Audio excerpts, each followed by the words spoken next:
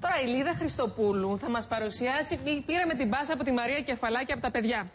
Το θέμα μας, τα τάπερ της μαμάς, αυτά τα υπέροχα τάπερ που όταν είμαστε μακριά μας λείπουν τόσο πολύ. Τώρα όμως υπάρχει τρόπος, όσο μακριά και να είμαστε, να ανοίγουμε, να μας έρχονται τα τάπερ της μαμάς. Ευτυχώς, Έλληνα, γιατί και εγώ τώρα τόσα χρόνια μου έχουν λείψει τα ταπεράκια της μαμάς μου. Βρέθηκε λοιπόν ο τρόπος να στέλνει η μητέρα Ελληνίδα το ταπεράκι της στο γιο της ή στην κόρη της που είναι σε άλλη πόλη για να σπουδάσει. Και όχι μόνο να σπουδάσει. Και όχι μόνο να σπουδάσει, εννοείται. Λοιπόν, βρέθηκε μία μεταφορική η οποία είναι αποκλειστικά για αυτό το λόγο.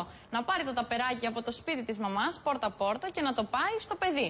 Και όχι μόνο να πάει τα ταπεράκια, αλλά και τα φρεσκοπλημμένα και σιδερωμένα ρούχα και οτιδήποτε άλλο θέλει να δώσει η μαμά στο παιδί.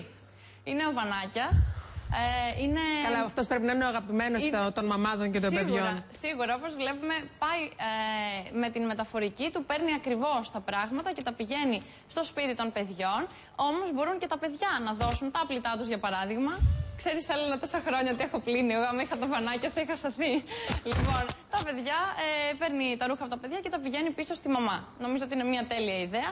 Και να σου πω ότι δημιουργήθηκε από μια καθημερινή ανάγκη των ανθρώπων που δημιούργησαν το Βανάκια. Μαμάδες ακούσατε, παιδιά ακούσατε, ξέρετε τώρα υπάρχει τρόπος και έτσι, γιατί όλοι θέλουμε τα περάκια της αγαπημένης μαμάς και έτσι να λέμε μαμά, και όταν μας έρχεται λέμε μαμά είσαι η καλύτερη μαμά του κόσμου.